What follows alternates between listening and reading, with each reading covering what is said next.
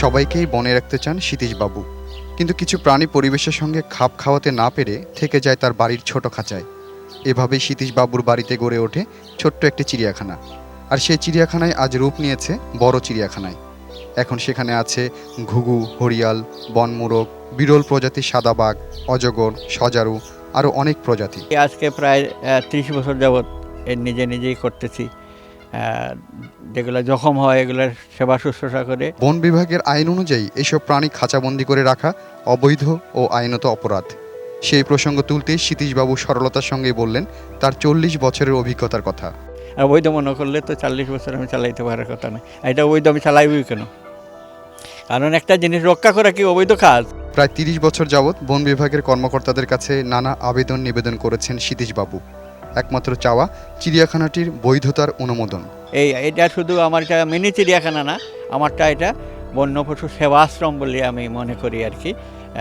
তো এটা বলিয়া আমি অনেকবার লেখছি। ওই মিনিস্ট্রিতে যাওয়ার পরে আর আমার ফাইলটা দেখার মতো কেউ নাই, আর ফাইলটাও আর পাওয়া যায় না।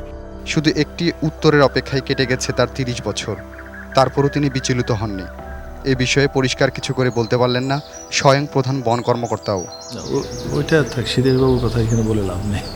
একটু আপনার না, ওইটা থাক, ওইটা আমি তো বললামই, আমি তো আগেই বলে দিয়েছি আপনাকে।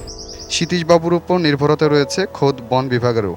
কেননা বিভিন্ন এলাকায় আহত হওয়া অসংখ্য বন্যপ্রাণীদের অলিখিত বিশাল দায়িত্ব যেন তার কাঁধেই বর্তানো হয়েছে। পশু পক্ষী সংরক্ষণ বিভাগ আছে, এগুলা কোনো কর্ণপাতই করে না। বংশ ওরা আমার কাছে এবার ইঙ্গিত দিয়ে পাঠাই দেয়, ওইটা সতীশবাবুর চিড়িয়াখানায় নিয়ে দিয়ে আসো। মানে আমার কাছে নিয়ে আসলে তো আমি না করতে পারি না। এত নির্ভরতা যার উপর, তাহলে অবৈধতার আচ্ছাদনে কেন ঢেকে রাখা হয়েছে? এ প্রশ্ন ছিল বন বিভাগের আরেক কর্মকর্তার কাছে। চলমান আইনে মিনি চিড়িয়াখানা বা করার সুযোগ নেই। উনি বিভিন্নভাবে আবেদন করেছিলেন সেখানে। এটা তো আমরা এখন তো আপনারা জানেন যে বন্যপ্রাণী আইন পরিবর্তন হয়েছে। এর আলোকেই তখন এই ধরনের যে সতীশবাবুর যে চিড়িয়াখানা ব্যবস্থাপনার কথা চিন্তা করা হবে। সতীশবাবুর পুত্র সঞ্জিত জানালেন সম্পূর্ণ নিজস্ব অর্থায়নে তাদের এই চিড়িয়াখানার ব্যয় নির্বাহ হয়। একটা লোক একটা প্রাণী দেখছে, মেরে ফেলছে, ওইটা উনি ওইখান থেকে পয়সা বলতে পারবেন যে ওইটা মাইরে না, কিন্তু আমরা গিয়ে ওইটাকে রক্ষা করে আনতে হয়। বৈধ ওনারা বলে, কি বুঝে বলে, ওটা ওনাদের ব্যাপার, আমাদের তো কিছু করা নাই। তো এটা দুঃখ হয়, এইরকম বলে যে এটা অবৈধ।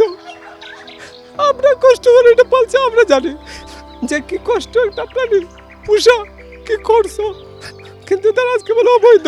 বন্যপ্রাণী শিকার করতে গিয়েই 8 ফুট লম্বা ভাল্লুকের হাতে 20 বছর আগে একটি চোখ হারিয়েছিলেন সতীশবাবু। বিপরীতে বন্যপ্রাণীর প্রতি তার যে ভালোবাসা, সেটাই এখন তার দৃষ্টিহীনতার দুঃখ পূরণ করে চলেছে। আর এই বন্যপ্রাণীরাও পিতৃতুল্য সতীশবাবুর মায়ায় নিজেদের জড়িয়ে ভুলে গেছেন বনে ফিরে যাওয়ার কথা। Hossain Sohel, ATN news, Sreemangal, Sylhet.